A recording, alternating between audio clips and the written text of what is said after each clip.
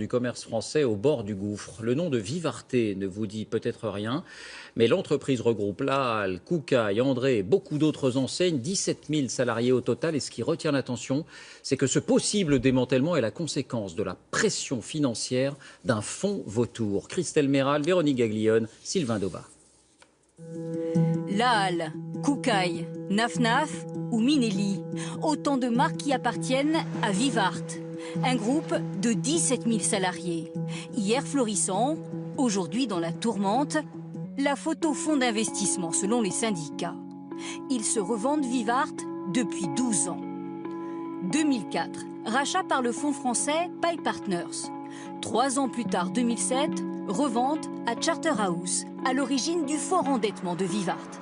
Car pour acquérir le géant de l'habillement, le fonds britannique emprunte 2 milliards d'euros. Une dette transférée à Vivarte.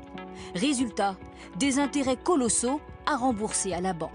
Le prêt est tellement monumental et les intérêts sont tellement conséquents que Vivarte, depuis 2007-2008, passe toutes ses liquidités, en gros 80% de son bénéfice, à rembourser en fait de l'intérêt. 2014, nouveaux actionnaires, des fonds américains cette fois. Aujourd'hui, ils mettent en vente Koukaï, Chevignon et Patogas. Les syndicats crient au dépeçage, dénoncent des fonds vautours. Leur seul intérêt aujourd'hui, c'est de démanteler le groupe pour récupérer le plus de fonds et arriver à sortir de Vivarte avec les poches pleines. Après plusieurs plans sociaux, de nombreux salariés s'inquiètent pour l'emploi. Un dossier sensible pour Bercy. La direction de Vivarte, elle, affirme vouloir relancer l'activité au plus vite, sans autre commentaire.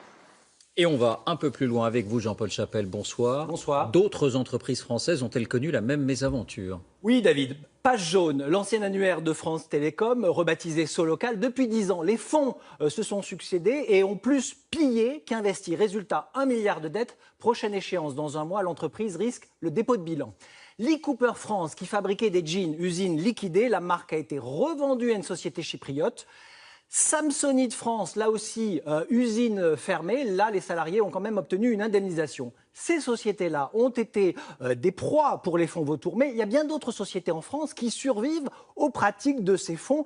Des sociétés qui aujourd'hui remboursent les repreneurs qui les ont achetés. Par exemple, Fram, le voyagiste, les restaurants Courte Paille, les vêtements Camailleux, le transporteur d'entresangles rebaptisé XPO. En tout, 261 entreprises ont ainsi été rachetées l'an dernier pour un montant de 6 milliards d'euros. C'est considérable. Quel est le poids de ces fonds vautours dans l'économie? Alors là, c'est impossible à chiffrer en France et à l'étranger parce que c'est trop difficile de distinguer les investisseurs exigeants qui demandent un gros rendement et ceux qui dépouillent ce qu'on appelle vautours. Dans les deux cas, ils cherchent à rentabiliser leur mise en quelques années. Dernier point, Jean-Paul, y a-t-il des recours possibles?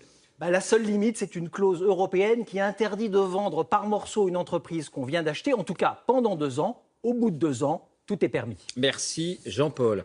À l'étranger, en bref...